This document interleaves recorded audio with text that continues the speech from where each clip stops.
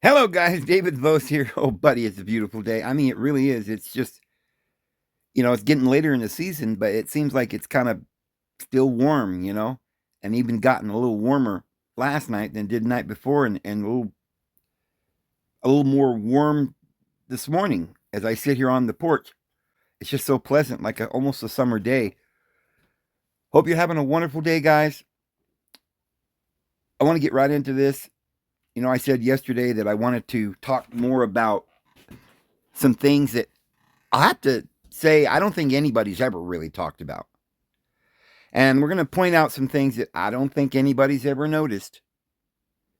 And it's kind of funny when you find things that nobody else has never really noticed. And then you look into what this is that you're looking at that you're just now noticing because it's a little different. It may have a different connotation than what you had supposed because you just read over it so many times, just assuming you knew what that meant. Like, oh, he went up into the clouds. Well, that's fine, right? And he'll come back in the same manner. But we're like, well, what does that mean? Forget it. It couldn't possibly mean whatever it was our little brain was thinking. Because, that can't be. He couldn't just be in a cloud. I mean, it must mean something symbolic, right? So we're like, okay, but that's not all that I'm going to show you. There's a whole lot of stuff going on here in Acts chapter 1. Whole lot of stuff going on here. And it will take us to other places in the Bible where there's some other things that's going on that, just like here, we didn't really pay any attention. We thought couldn't possibly be saying what we thought it was saying. So our mind just went click. That's symbolic. Leave it alone. We ain't rocking this boat. We might fall out. And then we'd be flaying all around in some water and we can't swim, right? We're not scholars. We can't sit around and start thinking about weird things and have these weird thoughts, so we just let them go, right? We ain't thinking about this right now. We got to stay sane. We can't run around telling people Jesus went up in the clouds. He's coming in the clouds. What does that mean? Well, we've talked about Joel, who says that in the latter days, there will be these thick clouds and gloom and remember on Mount Sinai there was this thick clouds and gloom and darkness and then but in Joel it's like they'll have visions but the day of the Lord shall be like like some kind of storm and clouds, and he's coming with the clouds. What does all of this mean? Because now if you read that, it does sound like maybe it's just some kind of symbolic imagery. But I want to share some very important things. Let me just start by saying, here's the verse, the specific verse that we want to look at very specifically. But then we're going to get the context and read the whole chapter. And then we're going to share something with you that personally I think it would blow everybody's mind if they were allowed to be watching this video. If a million people could watch this video, I think we'd have a million minds blown. Unfortunately, none of these people out there in the world are ever going to see this video, except for you guys who keep coming back because you've already, you were with me back in the day when they were allowing my thumbnails and my video clips to come up into people's feeds, and they were like, oh, look at that, and they clicked on it. But no more. See, only the people that are looking for me will come here. So that's a little sad that only maybe 1,000 people will see this. But if you think this is important, friends, the series, or even this one video or any other video, if you think it's that important like I do, I hope and ask you to share it with as many as possible because we'd like to get this information out. So let's take the King James Bible just for kicks, since we ain't got a Septuagint. Well, we do have a Septuagint, but I don't know if it's down here. Let's see. Blah, blah, blah, blah. The Berean literal, no. Young's literal, that's kind of interesting sometimes. It doesn't really matter. I'm looking at translations. Yeah, they don't have a Septuagint right here on this page. So let's go back up here to the King James. It doesn't matter what translation, really, because I'm going to go to the interlinear here. But in the King James, it says, which also said, ye men of Galilee. Well, right there, some of you might remember that I keep saying the word Galilee is not a country. It means the circuit. It's just a wheel. And there wasn't a country named the wheel or the circuit. It was a specific place. Sometimes it's called Galilee of the nations. And it's where Christ was from. The nations. Oh, mo, whoa, kawaka waka. What? I mean, remember what we saw the other day that the Magi, we were talking about the Magi or the Daniel being taken to Persia, and he became the head of the Magi. Well, the Magi at a sea is a magic. I know. Magi were astrologers. And to confirm the birth of Christ, the Bible, the Holy Bible, brings in some magicians, some astrologers from the East. It calls them that in one place, astrologers. Other place it calls them the Magi. So we know what they were because that's a priesthood from Persia. Now, why did the Persian priesthood, sometimes associated with Babylon, why? Because if you look in Daniel, it says that Persia took Babylon, and Daniel was originally taken to Babylon, and then when Persia took over, a couple of years later, he became the magic practicing priest, a priest for the Persians, because they just took over. So he went from, Babylon to Persia, and it was just a switch or a transfer of authority from one government to another.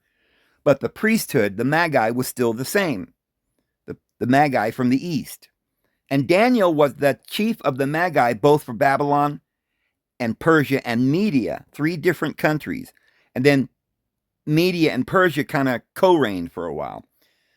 But this priesthood was ruled and run by Daniel in around the year, what? Somewhere around 600, like 596 when Babylon was taken, to like 550, say something like that, in Daniel's lifetime. Guess what? That was the very year, those years, the exact years, that a man in history called Zoroaster was the Persian prophet Zoroaster. And that was the religion Mithraism. That's the religion of the Magi. And we've got a man who was of the lineage of Judah, Daniel, Shadrach, Meshach, and Abednego, which were also of a royal bloodline that became governors of satraps, which were the 3 parts of the world that was split up into, right? So they're governors, and who's Daniel? Well, he's above all them. Kind of like when Joseph went down into Egypt and became the prime minister, right? Which is the head guy. But then he became the high king priest because he married the queen. As it says here in AI, Joseph's wife in Egypt was named Asenath or Aseneth. According to the Bible, Genesis 41:45, Asenath was the daughter of Potiphar, the priest of On, Heliopolis. The idea that Asenath was the daughter of Shechem and Dinah comes from the tradition found in some non-biblical Jewish texts, such as certain Midrashim, Pirkei de Rabbi Eliezer, and the Targum Pseudo-Jonathan in his narrative. Asenath was the offspring of the rape of Dinah, Jacob's daughter, by Shechem, who was then miraculously brought to Egypt, found by Potiphar, and raised as his own daughter, thus providing Joseph with a bride from his own family. Well, yeah, she was the daughter of Dinah, but also of Shechem, who was a Canaanite, like they all seem to do. But I want you to see that this is Asenath, and the word Asenath comes from a deity. It's an Egyptian deity, Net, or Net. Now, AI will say this has nothing to do with the night. There is a very strong possibility that this is another meaning, because remember, Eve is also where we get the word evening, but yet that's not the name of Eve. We don't say her name is the evening, because Eva is also the word life. So you could say that Eve means life, which has nothing to do with night, right? Well, we've got the male, the female, right? And we've said that the male represents the higher consciousness, and then you've got the lower consciousness, and these two have to be wed together. The conscious mind with the higher consciousness needs to be wed, and this is why we believe, and we can show verses throughout the Bible and esoteric wisdom that people have always known that the woman represents the conscious mind going through this physical reality. That's why she partakes of the knowledge of good and evil, and then she brought it to her husband. He also partook. So the higher consciousness can't come into the world. It's not conscious of this physical existence, going through the trials. It's the conscious mind on earth that goes through all these trials and learns and gets experience and knowledge and gives it to the higher being. So this is a neat. And Joseph, being the man, marries the woman, the Canaanite. And we've talked about how it was the flesh that Cain's line represented, how the flesh is cursed 7 times and then needs to be redeemed. The woman is redeemed. So here we have Neat. Now, in Egyptian, there was a goddess named Neat that was the waters. And you always see the woman out there in the waters. He sits upon many waters and so forth. So there's a lot of that we don't fully completely grasp here, but it's symbolic. It's that old fertility rite. And this is an Egyptian goddess that is the deeper depths of the water, even the darkness of the night, which is that conscious mind that is not fully enlightened but must go through the darkness. So regardless of whether AI understands that Neat is where eventually through whatever means, whether through Indo-European or some other means, it has come down to us as the word night. And I just think it's interesting that Asenath sounds, the Nit part sounds like Nephthys. Nephthys is related to the night, darkness, twilight in ancient Egyptian mythology. Her association with these aspects is often presented in contrast to her sister Isis, who is linked to the day and the light. So she's the goddess of the night in various sources, and association with the sun's journey. She's traveled through the underworld, the duat. And I think that this word duat is also related to the duality, because night and day, she's on the opposite or the duality of her husband. And she and Set were thought to protect Ra from the serpent, Apophis, during this dangerous nocturnal journey. But my point here is that Nephthys does have to do with night. That may have to do with a water deity, has something also to do with Nephthys. That being true, we also see that the name Nephthys is the Greek form of the ancient Egyptian name Nebet-Het, which translates to the lady of the house or the lady of the temple. Again, Mary Magdala the word Magdala means the temple, the lady of the temple. AI says that lady or mistress is another proposed meaning derived from the Aramaic mar, meaning Lord. So M-A-R means Lord, but it's a less common interpretation. Now, it says the name Marty is a diminutive or a nickname, and it comes from Martin. And then they talk about it's distinct from Mary. Yes, but Martha is of Aramaic origin from the word Marta or Marta, which literally means lady or mistress of the house. Wouldn't that mean lady of the temple? So Martha is the lady of the temple, and it comes from the word mar, just the same as the word Mary, because it's a different tense of the same word, is the Aramaic mar, lady. So Maria or Mary means Lord or lady, and Martha also means a mistress of the house or the lady of the temple. Now, that's odd that they constantly say that's the Aramaic, but they do not want to let you think that the word Mary in the Italian tongue has anything to do with this. So I said, well, I am certain that I read that Mary and Marty or various syntax means a title like Lord or Lady. And they said, well, you are correct.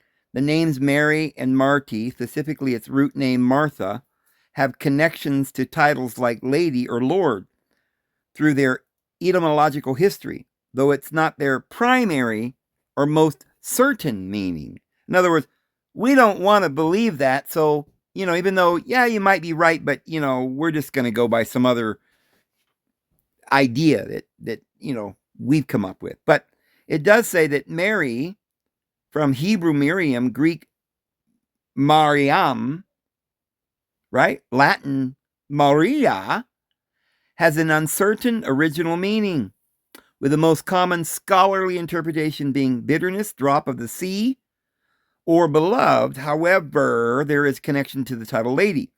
The Aramaic root mar means Lord, and the feminine form is Marta, meaning lady or mistress. Historical interpretation, St. Jerome, writing circa 390 AD, a prominent church father and translator of the Bible into Latin, suggested that the name Mary derived from the Aramaic root mar and meant lady or sovereign. Domina, like, Madonna means milady, right? So it means sovereign, lord, lady. Dominia in Latin. This interpretation was popular in the West for centuries, and it's the basis for referring to Mary with the title Our Lady. Oh, well, yeah, that title Our Lady, that's probably just some cockamamie story, it doesn't go back to any reality. Yeah, Mary means the Lord. It is not a name, it's a title, and it means not just any Lord, but the Lord of the temple, right? Mary Magdala of the temple. And get this, it's referring to Mary with the title Our Lady, as we call Jesus our Lord.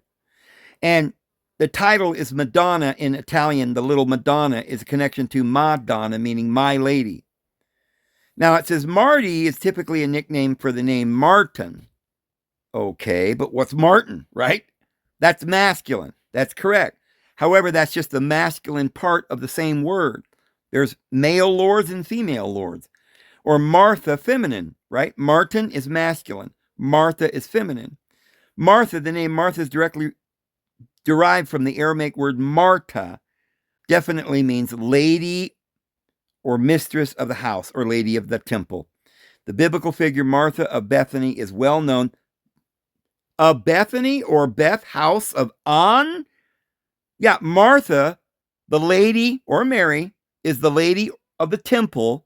What temple? Of the house of On, Beth On. The E on the end, Bethany, is syntax. You see how they are deceiving us? I mean, our Bible translation has all these words that we just kind of ignore, just common, well, it's just Bethany, some town named Bethany. Bethany's a title. Beth means house. It's not just some city named Bethany in Palestine, but it means the house of On. It's a specific place. With the syntax there in Greek, it's Beth Oni. Onius is John, right? Annie is the house of An or the house of On. You can say An or On. It's just the same place. So our Bible is literally telling you all about this place called Bethany or the house of On, Heliopolis, where Lazarus, Osiris, the high priest, was, and he had two daughters, Mary and Marty. And this parallels the actual Egyptian story of Osiris, who had two daughters, Mary and Marty. I guarantee it. It could not be more clear. If there were any scholars out there that really did any thinking or, putting any of this together, they would know all of this. That Mary is not some woman named Mary. Even though today it's just a common name, it means Milady of the temple, Magdala. And that Virgin Mary was the virgin priestess of the temple of Beth Ani or Beth On or the house of Heliopolis. And that's a fact, Jack. And this is throughout the New Testament, but they don't want you to know this. The name Martin is of Latin origin. Martinus, which is related to Mars.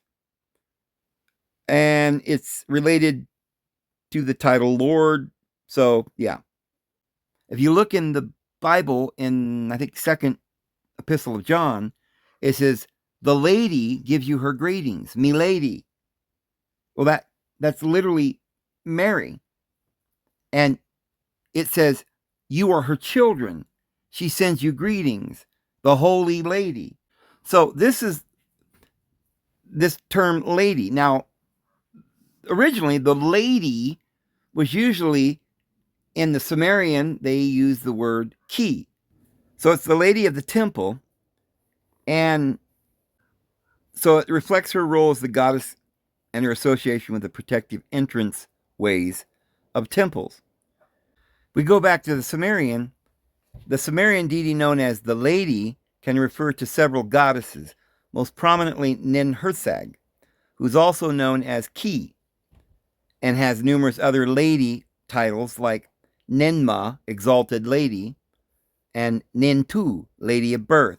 The term lady is a translation of Nin, which is a Sumerian prefix used for many goddesses. Ki was the original name for the earth goddess. So I think in Greek it's Gaia, Ge, Ki, Ge. So sometimes the mother is An or Anna, and this Nin means lady. I think that it is a title, An or Nin, and then Ki is a word for earth, and it literally means me lady. And I think it's come down to the title in medieval times. They would say me lady, Mr., Master, Sire, Sir. These were titles of authority of religious priesthoods or deities. And so in 2 John, where the lady greets you, it's talking about Mother Mary, which even the word Mary, as we say, is a title of authority, which literally means lady. So Mary, or Mother Earth, is the lady. But it is the priesthood at Heliopolis. But that's kind of a divergence from what we're talking about here. Let's go back. So, men of Galilee. So look at Acts chapter 1, starting with verse 4. This is going to blow your mind here. And being assembled together, he instructed them from Jerusalem not to depart. Now, hold on. Remember, now we're going to talk about them going into an upper room here very shortly and getting the Holy Spirit. Upper. Okay?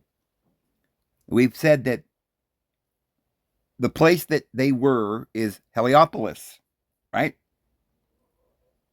And not the other Jerusalem that was Herod's, where Herod's temple was up at Philistia, which today we call Palestine.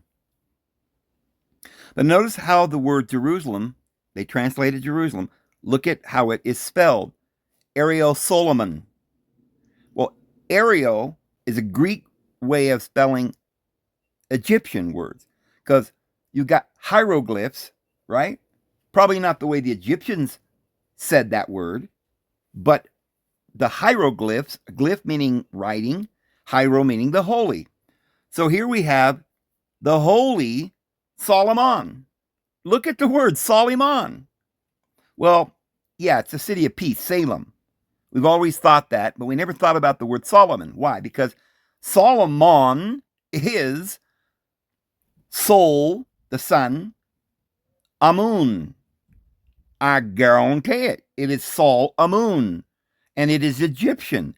And here we have the holy Sol Amun, because Sol Amun, that temple down there, where it actually was, that they built Jerusalem. Solomon built the temple of Heirosolomon at where we see Luxor today. We see the temple still there with the two pillars of Jacob and Boaz.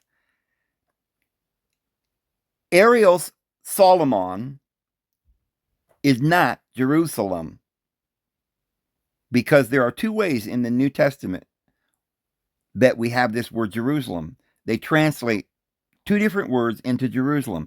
This particular way of spelling it is not Jerusalem, but Heirosolomon. It's not, but they just say Jerusalem. There are other places in the New Testament all over the place. There's two different ways. The other way is a not Arios, but it's Jaru Salam and ends with the M, right? There's no in on the end. Solemn, it's just Salim. So it ends differently and it begins differently. It's not Arios Salim, but it's Salim. And doesn't mean holy, it means light. Now, the thing about this word, Heirosolomon, is that it's just all wrong. And of course, AI or the scholars are not going to admit this. In fact, they didn't even let us know that there's these two different words. Now, could it be that there were two different places? One called Heirosolomon and another that's called Jerusalem. Maybe a different one. I mean, you might think that sounds the same, but means light. Like Salam. Salem means peace. But if it's really Heirosolomon, then it's not light, but holy.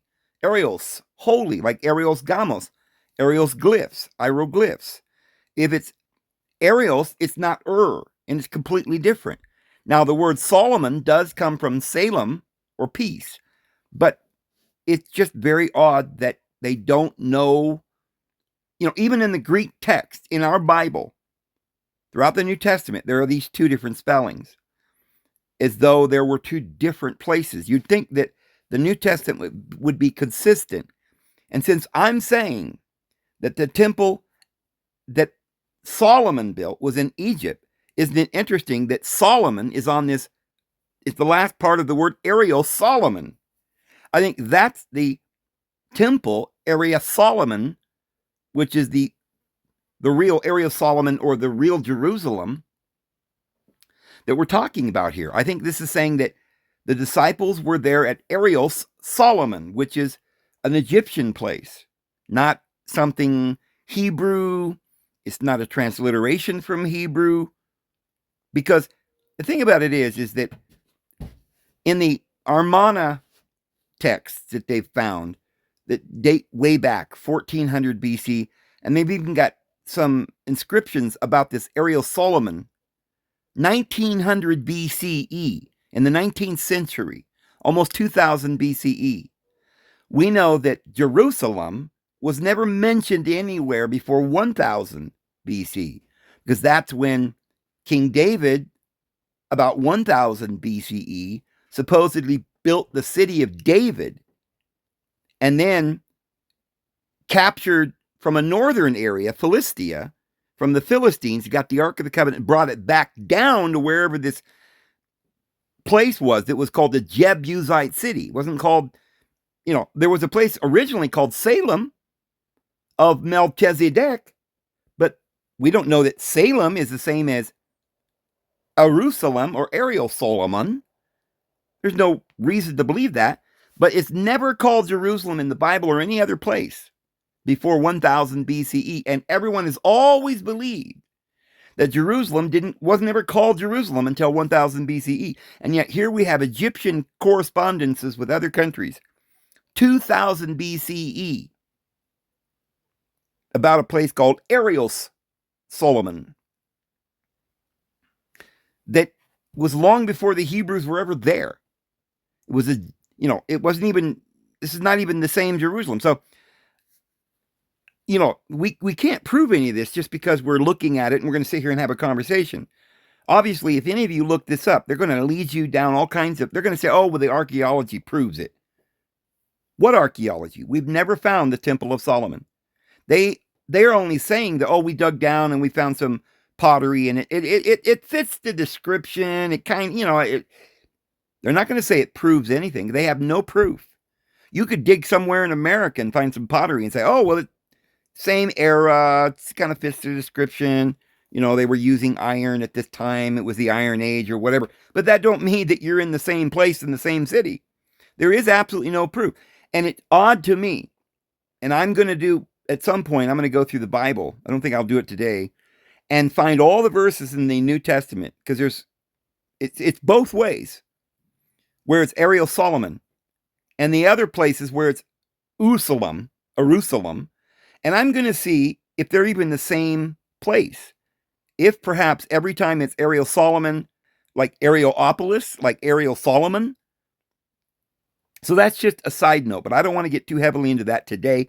But that will come up in another video that I'm going to be doing. But I think this is very interesting. Heirosolomon. I think they were in Egypt. Okay, the upper room, as I've pointed out, when you go to this Heirosolomon, everywhere in the Bible, you go to the Heirosolomon. You're always going north, no matter where you're at.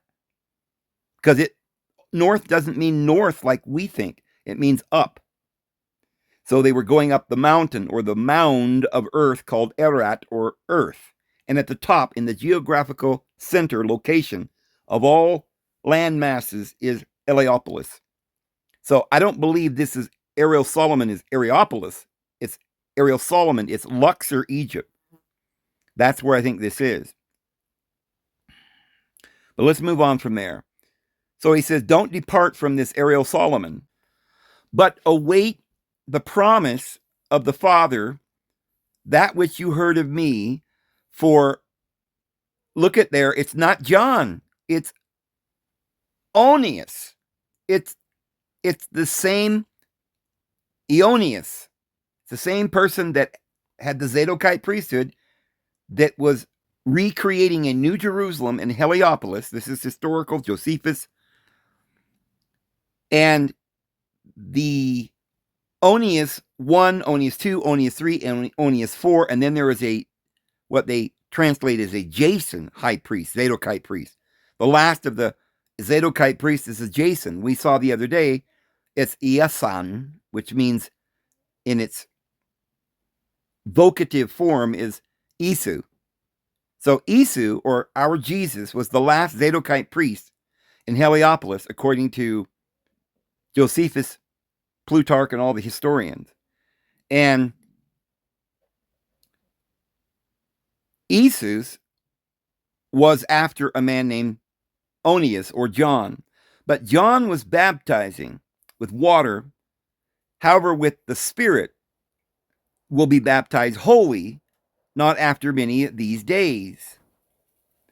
Those indeed, therefore, having come together, were asking him, saying, Lord, if at the time this are you restoring the kingdom? So they asked him, when are you going to restore the kingdom? See, because Christ was already dead in Acts chapter 1. He's appearing to them after his death. And they're asking him, when will you restore the kingdom? And he says, don't worry about it. It's not for you to know the times and the seasons.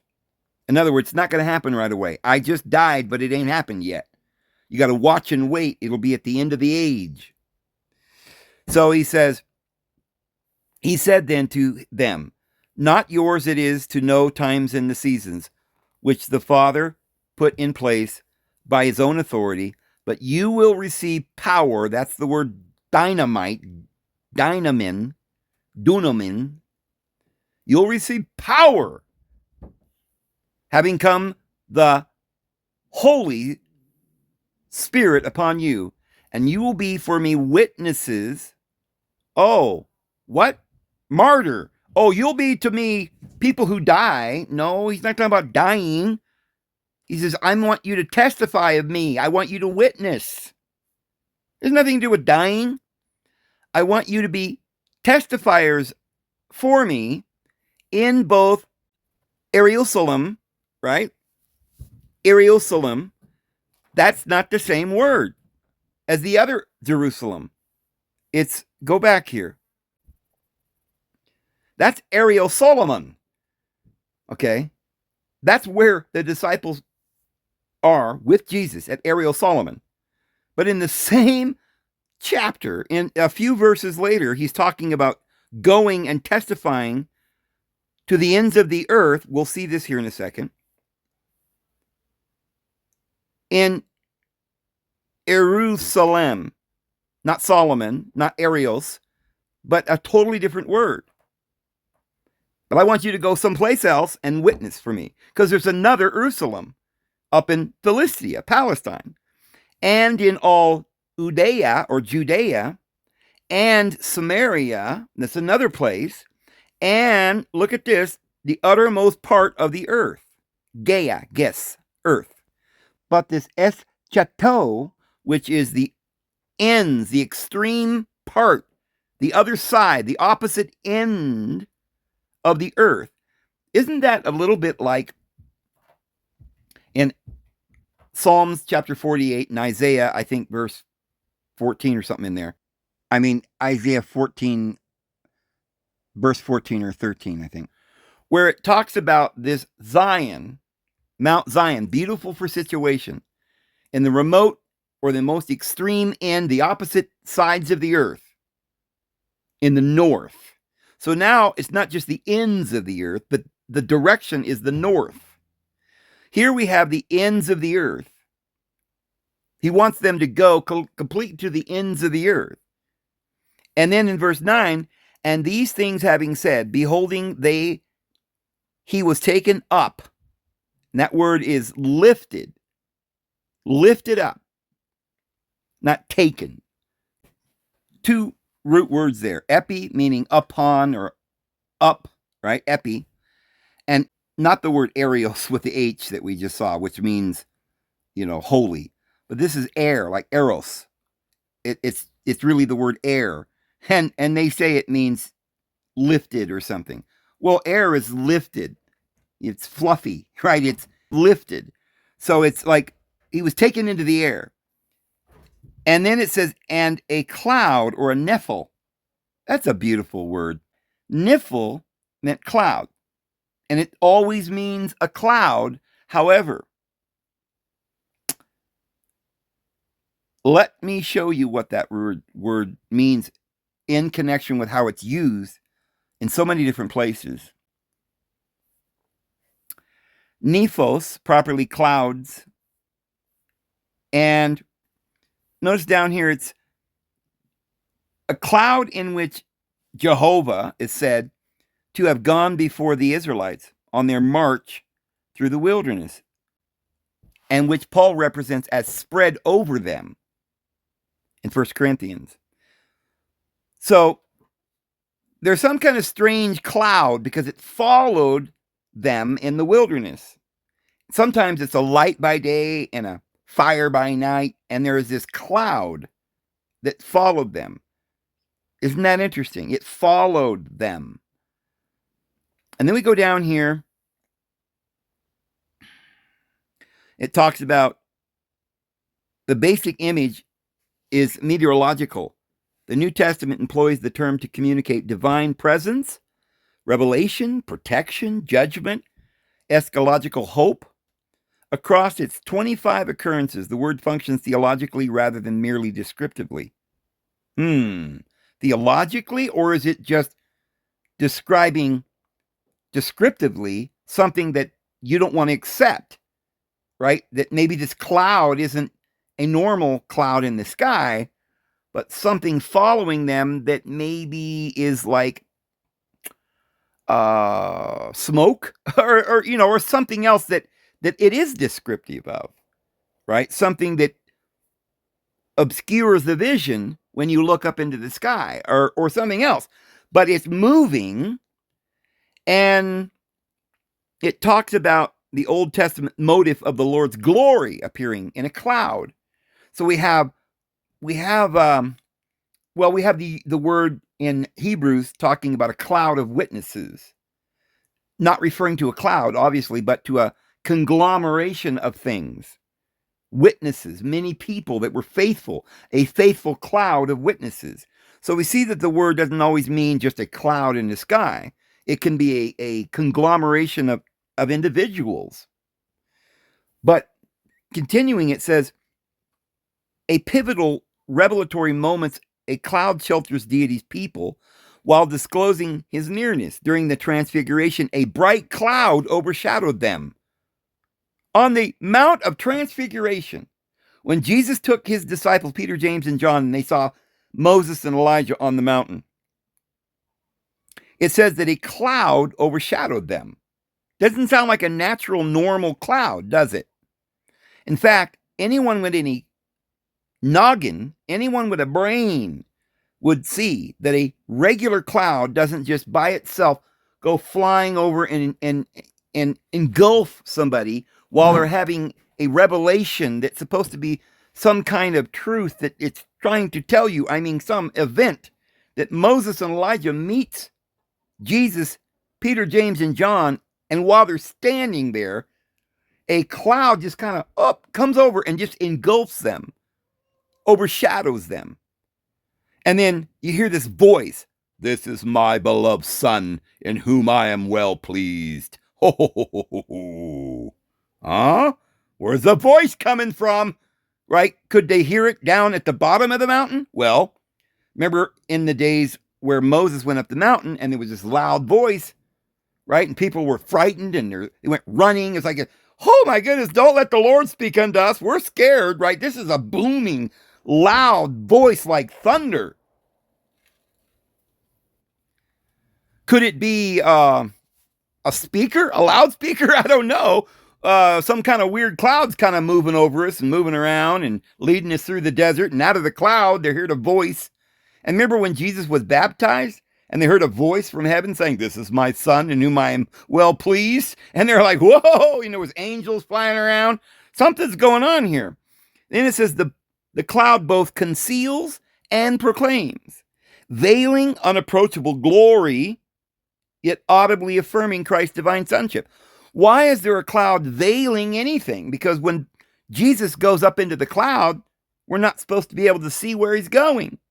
It's obscure. We don't know where Jesus went. Oh, they were standing gazing up into the cloud, and they're just standing there gazing, and this angel appears out of nowhere, right? What's that? Some guy with wings or what? A messenger? Doesn't say he's a guy with wings. It's some kind of a messenger. This man, a man that's not from around here. Maybe a man who's glowing. I don't know. But the man says, "Why stand you gazing?" Right? Why are you looking? Are you surprised? He's been obscured from your vision. He's been lifted up. We took him. Remember Enoch that was lifted up and they took him for he was not? Huh? Remember we said that Enoch, in the book of Enoch, is supposed to be the Son of Man, the Messiah who will come. And here Jesus comes again, and same thing like Enoch. He goes flying up in the air. Well, everyone's always said that Enoch never died. Doesn't ever say. It says he did not die, but the Lord took him. He didn't die, but the Lord took him. Well, Jesus died, supposedly, but then raised up his physical body, said, "Touch me. I'm not a spirit. I have flesh and bones that you see that I have." And then he's standing there talking to them. And then he's lifted up. The Lord took him, but it's obscured. The glory is obscured by a cloud. We don't want to see the glory. What's the glory? Was it? I don't know. If we're going to say the glory is some shining bright light that no one can bear, truth, then we're talking about a vision. We're not talking about like down here in reality, this, through the chasm of this material universe, somehow there's a hole opens up in the material universe and the glory shines through. Somehow Christ slips through a crack in the universe and goes into the glory. Oh no, maybe it's a bright light. Could it be a ship? I don't know. I'm going to show you where Jesus is coming on 20,000 chariots with his saints. Okay, they're coming out of the sky on 20,000 what? Clouds? No, on chariots. Chariots with wheels. Like locomotion vehicles that fly. What? Is that the best description you could ever come up with some kind of a airplane? I'm going to take you to a verse here in a minute where it describes the ship as a bird, like a pigeon, which is, to this day, we describe the fuselage of a plane as a pigeon. And it has wings, and it's overlaid with silver and some translucent gold. But it calls it, well, it calls it a bird that has wings, and it's a very strange scripture, just as all the others that we just try to ignore. But Jesus is literally then lifted up into a cloud. And this is somehow saying it's veiling some unapproachable glory. Yet audibly, there's a voice that they hear. Now, esoterically, you'd say they couldn't see it, but they could hear something, which meant they had some level of understanding, but not the knowing, the light, not the mind, not the eyes, the knowing. They didn't fully know what was going on, but they heard it. And so this is his ascension. He was taken up, and a cloud hid him from their sight. Acts chapter 1, verse 9, that's what we're reading. A cloud hid him from their sight. Why did the cloud hide him? If he's being lifted up and he's going to some star system far, far away, well, maybe there was a ship there. They didn't want us to see this ship, so they hid it with a cloud. I've seen that. I've seen pictures where people claim that behind the clouds there might have been a ship and it was like cloaking them. But okay, I don't believe in star systems far, far away, guys. However, I am not opposed to a vehicle or even some kind of a flying airplane ship that could take you somewhere. I think we're in an enclosed system. Okay, so I'm not opposed to there being a ship, especially if the Bible literally says that something's going on up there that we're not allowed to see, and it's cloaking Christ, and he's gone up through the clouds. And then it says, this is also like the sign that once rested on Mount Sinai. And now it's attending the incarnate Son, identifying him with Yahweh's historic self-revelation. Well, yeah, because on that revelation there was Horeb, where Christ was. They didn't receive him, and then they went to Sinai, and it was then an angel that was sent to them, mine angel, and my name is in him. He's still got the name Yahweh, but that's an angel. That's a fallen angel, though. Colossians chapter 2, it was the worship of angels. Galatians, it's the administration of angels. And Acts chapter 7 says they worshiped and sacrificed to demons. And he is the one that will not pardon your sins. Well, that can't be Jesus, because Jesus does pardon our sins. So Yahweh is a different Yahweh there. But that's a whole nother thing. So then we've got John's apocalypse repeatedly situates the exalted Christ upon or within clouds. In Revelation 10:1, a mighty angel descends wrapped in a cloud. Really? It can't be a real cloud, can it, if he's wrapped in it? So, I know this is a book of revelations and signs, but it's there's a lot of stuff we got to at least look at here. Recalling Sinai, Revelation 14 presents one like the Son of Man seated on a white cloud, who swings the sickle of final harvest. The cloud throne underscores divine authority and purity while linking the vision to Daniel 7:13, where the Son of Man comes with the clouds of heaven. Then it says, Paul interprets Israel's wilderness experience typologically. Our fathers were all under the cloud.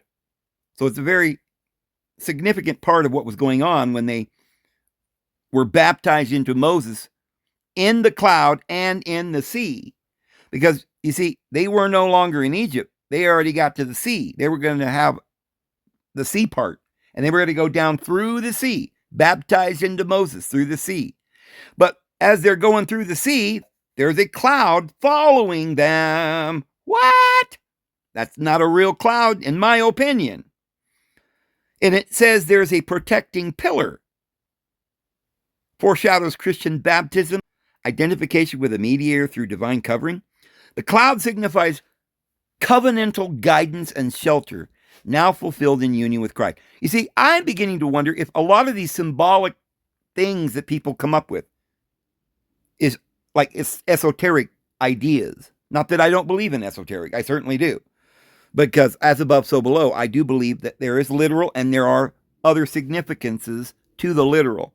However, I think because we didn't understand the literal, we just threw it away and said, well, it couldn't be literal. It's just all symbolic. Therefore, Moses didn't exist, and the children of Israel, didn't go through a parted sea, and there wasn't a cloud that followed them. All right, then what's this story that we're paying attention to here? When Jesus is taken up into a cloud that's following them and stuff. Like, is the New Testament not literal? Did Jesus not die, overcome death? The Apostle Paul says if he didn't die and conquer death, then we're most men to be pitied, right? Our hope and our faith is in vain. So I don't believe this didn't happen. And if it did, I want to know what the cloud was, for Pete's sake. You guys, come on now. So Jesus foretells his visible return. They will see the Son of Man coming on the clouds of heaven with power and great glory. And Paul amplifies the believer's hope. We who are alive and remain will be caught up together with them in the clouds to meet the Lord in the air. We're going to meet the Lord in the air. Oh, no, we're not. That's not literal, Dave. It's not literal. We're always going to be down here in this wretched earth, wallowing down here in this pig mess, right? We're never going to fly up into some cloud. And if we did, where would we go, Dave? You stupid. It's spiritual. Well, okay. Maybe spirit means mind. I believe in that. But the mind is in a body. I believe in that too. So it says, a cloud hid him from the eyes of them. And as looking intently, they were into the heaven he was going. He then beheld men. Two stood by them in apparel white. So there were two men in white, who also said, Men, Galileans, why do you stand looking up into heaven? But it's called, before we get to this, notice they're men Galileans. So that's Andres. Andrew is man, right? And so it's men of Galileo. Galileo. So what could that possibly mean? Look at the word. So they say it just means Galilee, right? What are you talking about, Dave? This is just Galilee. It's a place. It's a country. It lays north of Samaria. Well, hold on. It comes from this word Galilea. Take a look at that. What is that word? It's known as the heathen circle. Heathen circle? Oh, they're up there in the heathen circle. Remember what I said? It means a circuit. Gilgal in Hebrew means the wheel. People don't understand why there were 12 stones that they put in a circle and called it Gilgal, because gal or gil means the wheel within a wheel or something like that. But here we have Galilee, and it means a circuit or a wheel. But it's the wheel or the circuit of the heathen or the nations. It's Galilee of the nations all throughout the New Testament. Why? Because it's a circuit all the way around the peripheral of Heliopolis. That's a fact. They don't ever tell you this, but of Hebrew origin, Galilee, Galileo, the heathen circle, a region of Palestine. Well, they made that up. There's no proof that there was a region or territory of land called Galilee. It's simply designating all the lands around about the nations. You go further away from Israel and you go to the circumference, where those who hadn't heard the gospel, we hadn't conquered their land yet. But we're going to go take their land, right? Because spiritual sons of divine providence are going to go out there and widen the tent cloths and make the tent cords strong and put the tent stakes in and strengthen the stakes of Zion, according to Isaiah and Psalms. So let's go back now. Men of the circuit of the nations, right? Beyond. Why do you stand looking into heaven? This Jesus, having been taken up, lifted from you into heaven, thus will come in that manner, thus that you beheld him going into the heaven. I think that's a very strange terminology.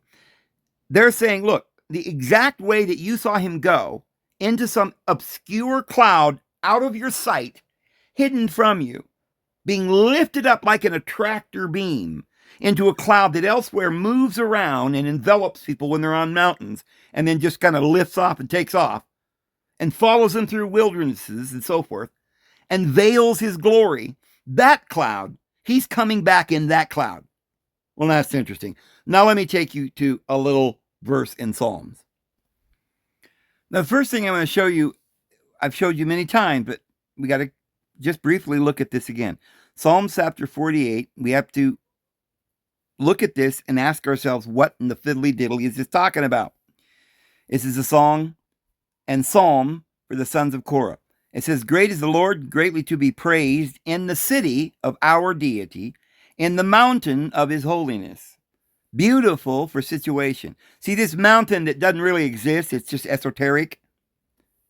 It has a beautiful situation. It's the joy of the whole earth. It is a mountain called Zion. Oh, but that doesn't exist. Of course, David built a city there. He built a city somewhere that don't exist. Well, then why are we looking for the city?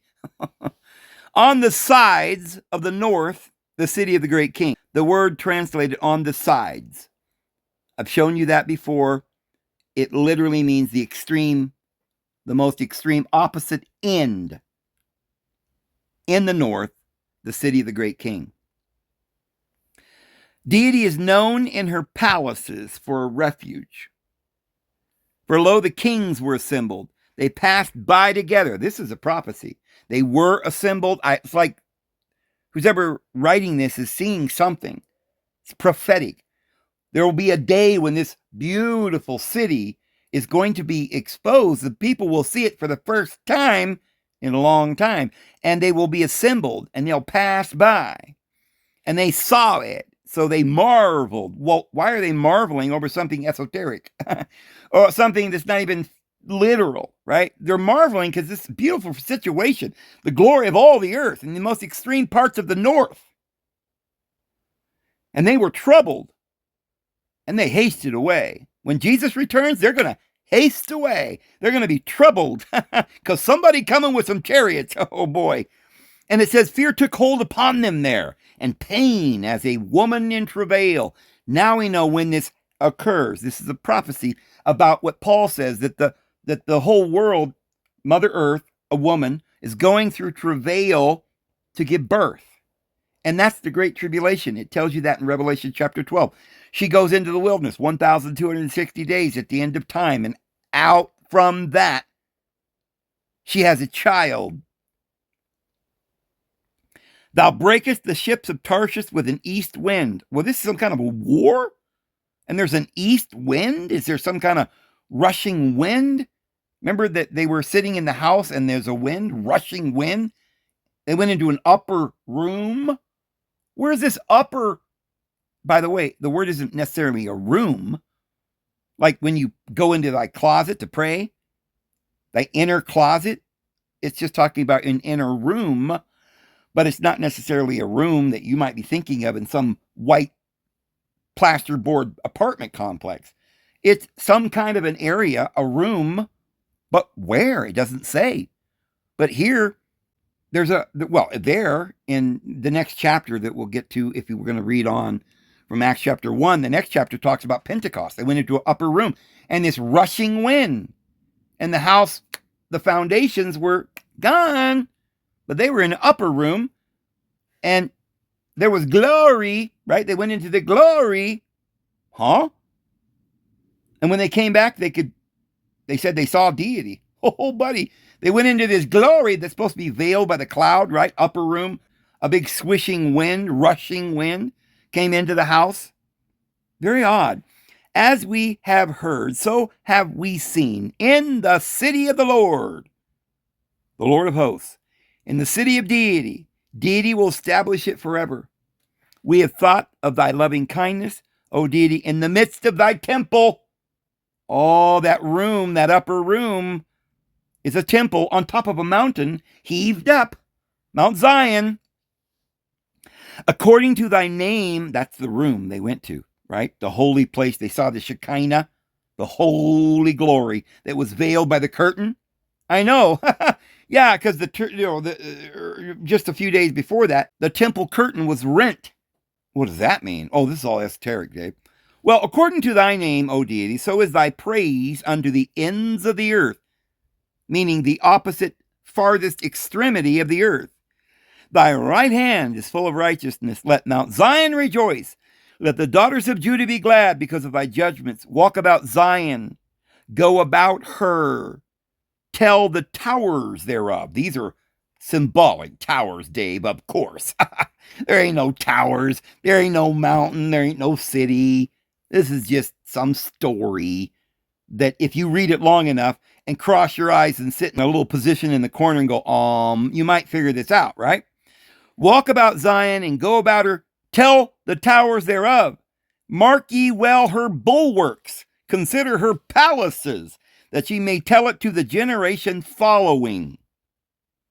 Is that our generation and the latter generation? Now I want to show you something very, very, very provocative. All right, Psalm 68, starting with verse 13. 12. Kings of armies did flee apace, and she that tarried at home divided the spoil. Okay, somebody's tarrying at home, dividing spoil, like a victory, right? And armies fled because the Lord is winning, right, when he returns. Though ye have line among the pots, and that word there is the pots where they would slaughter sheep. And it was the shepherd's pots. But take my word for it. They're in a place where they're just being slaughtered, right? Yet shall ye be as the wings of a dove covered with silver, and her feathers with yellow gold. Well, that's very interesting because, and it could be translated pigeon. A pigeon, the wings of the pigeon are covered with silver, and her feathers with yellow gold. Now, it sounds like he's just describing a pigeon, but we're slaughtered, and yet we're going to be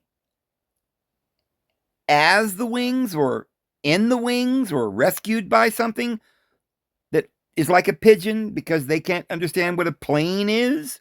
I don't know. I'm just asking. A pigeon covered with silver. The word silver there is not a silver color. It's the actual metal. It's literally saying it's covered in metal, silver metal. And the feathers, it's not saying is yellow gold. It's saying it's translucent, like amber. You know, it's like it's made of silver but painted with some kind of I don't know. This is very odd. And it says, when the Almighty scattered kings in it, it was white as snow and salmon. Oh, is he coming back in winter? Well, the hill of deity is the hill of Bashan, a high hill, as the hill of Bashan. Why leap ye, high hills? This is the hill which deity desireth to dwell in. Huh? I mean, I know we're talking about symbolic hills, mountains, the mountain of the Lord. It's all esoteric, right? But if we're living in an enclosed system and we're all going to meet the Lord there, and he's coming back, as we're going to show here, in 20,000 chariots, why is he, coming from some mountain, not space, not a planet or another star system, but he's coming from a mountain on some kind of a pigeon with silver and glistening, metal. And there is a mountain that the Lord desires to dwell in. So who's the Lord? Probably Jesus. And he's coming back with his saints, right? And therefore it says, the chariots of deity are 20,000, even thousands of angels. The Lord is among them, as in Sinai, in the holy place. Remember, as in Sinai, they saw a cloud that hovered and followed them. So, chariots. Why specifically 20,000? Because remember, he's coming with myriads of angels. Some places say myriads of saints. Elsewhere, that word myriad is translated thousand or 10,000s. So he's coming with 10,000s of his saints. And if you go back into what this is kind of saying in the ancient language, it's really saying something like about 144,000. It's not, when it says myriads, it's not talking about millions or billions, like all the people in the world. It's talking about thousands or 144,000. Those are the saints. And in the New Testament, where it quotes that scripture, where in some translations it's myriads of angels or 10,000s of his angels, it literally says 10,000s of his saints. The Apostle Paul says this is actually the saints, the elect, the 144,000.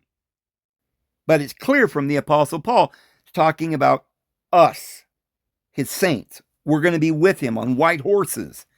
And so now this esoteric spiritual book of Revelation talks about coming on the clouds of heaven with white horses. Maybe it's not so spiritual anymore. Now it's not just thousands of people, which the Bible clearly tells us is 144,000, the ones who are on Mount Zion, right there in Revelation chapter 14. But here they have 20,000 chariots, right? So it's not one chariot per person. So let's see.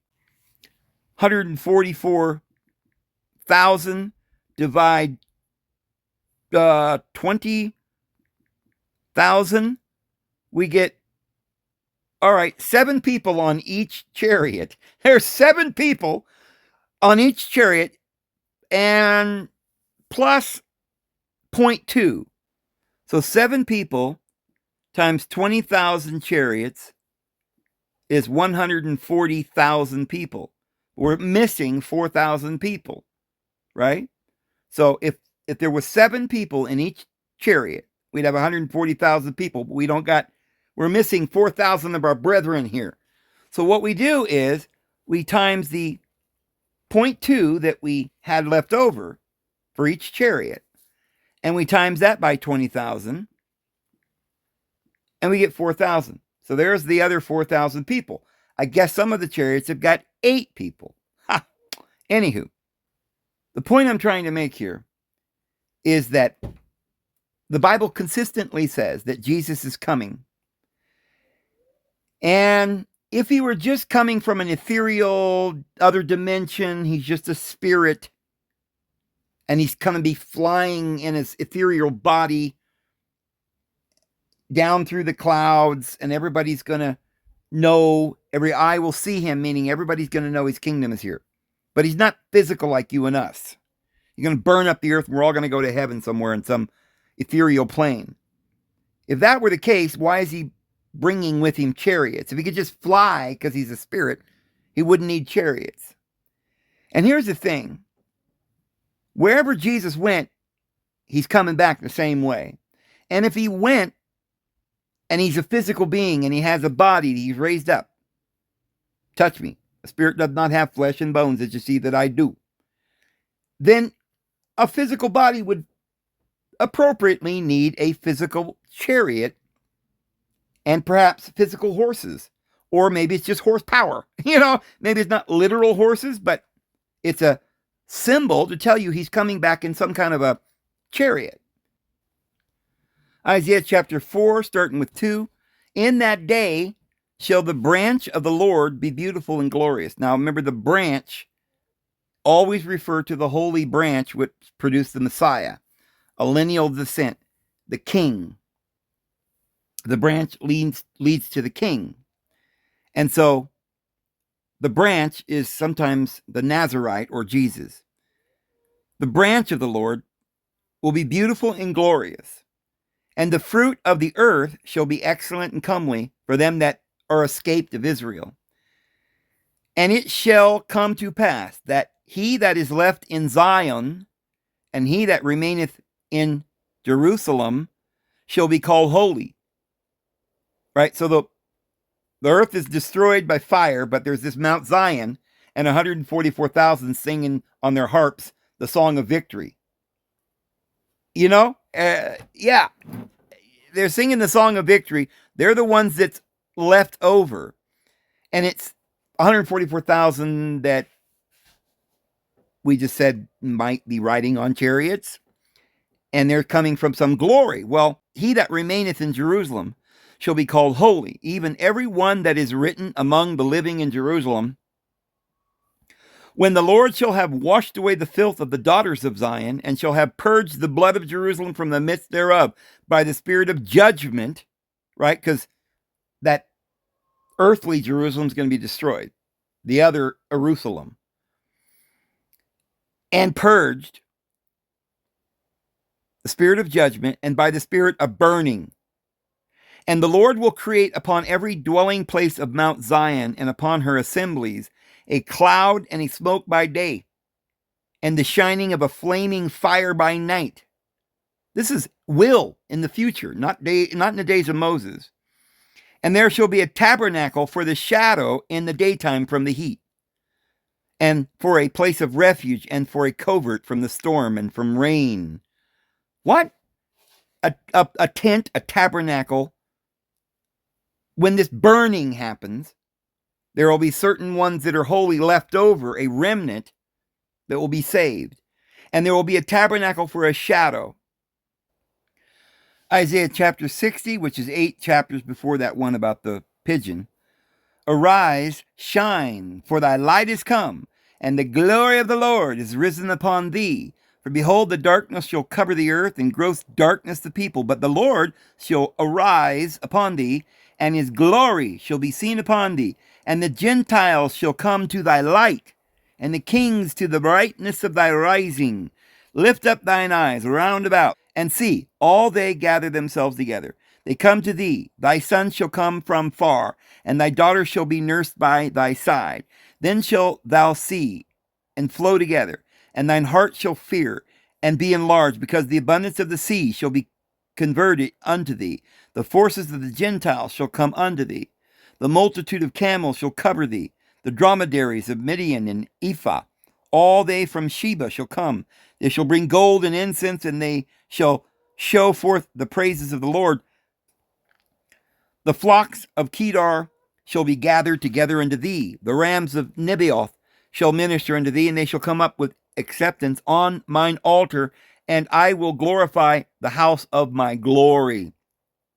Who are these that fly as a cloud, and as the doves to their windows? Huh? What? Who are these that fly as a cloud, or in the clouds? As a dove with windows. Okay, I don't know. That's esoteric, Dave. That's above my head. Surely the isles shall wait for me, the Lord. Wait for me? Why are we waiting, 2,000 years, waiting for the Lord to return? And the ships of Tarshish first, to bring thy sons from far. To bring thy sons from far. He's coming on thousands of chariots, right, with the saints. Their silver, their gold with them unto the name of the Lord thy deity, and to the Holy One of Israel, because he hath glorified thee. And the sons of strangers shall build up thy walls, and their kings shall minister unto thee. For in my wrath I smote thee, but in my favor have I had mercy on thee. So this is after Jesus arrives, we rebuild the New Jerusalem. Or, as Revelation 21, it comes down out of heaven, because it is his glory on his mountain, and he's bringing his saints in chariots, right? And it says, therefore, thy gates shall be open continually. So they're not open right now, the gates to this place, right? They're obscured all the time with clouds too. They shall not be shut day nor night, that men may bring unto thee the forces of the Gentiles, and that their kings may be brought. For the nation and the kingdom that will not serve thee shall perish. Ye those nations shall be utterly wasted. The glory of Lebanon shall come unto thee, the fir tree, the pine tree, and the box together, to beautify the palace, or the place of my sanctuary. The sanctuary where the holy presence of the Lord is. And I will make the place of my feet glorious. So the Lord sits somewhere on his throne, but the earth is his footstool, right? And he's going to make his footstool, the outer perimeter of his throne, glorious. And the sons also, and them that afflicted thee, shall come bending unto thee. And all they that despise thee shall bow themselves down at the soles of thy feet, and they shall call thee the city of the Lord, the Zion of the Holy One of Israel. Whereas thou hast been forsaken and hated, that no man went through thee. So all this time, nobody's ever been there where the Lord's glory is, right? Jesus was there. He's waiting with the Father till his enemies be made a stool for his feet. But he's sitting up there in paradise with the Lord, right? Waiting to return. Where is he? Well, it says, I will make thee an eternal excellency, a joy of many generations. Thou shalt also suck the milk of the Gentiles, and shalt suck the breasts of kings, and thou shalt know that I am the Lord. I am the Savior and thy Redeemer, the mighty one of Jacob. So now we're talking about Jesus. For brass I will bring gold, for iron I will bring silver, for the wood brass, and for stones iron. I will also make thy officers peace, and thine exactors righteousness. Oh, man. Well, I can't go on any further. I mean, it's like I just want to get to some even better parts that we're going to talk about. It's going to explain all of this, and the Garden of Eden, how we were thrown out, and where the Garden of Eden is, and Paul went to paradise, the third heaven, and explaining all of this, and we'll get to that. We'll do it tomorrow. Anyway, I'm going to go ahead and go. Hope you guys understand that the Lord loves everybody completely equally, and we're all his children. He loves everybody. Everybody's going to get their crown eventually. But right now, we just got to seek the Lord and knock, and it shall be opened, and all of that good stuff. So, you guys have a wonderful evening. His grace and his peace will always be with you. We'll see you tomorrow. Have a good one.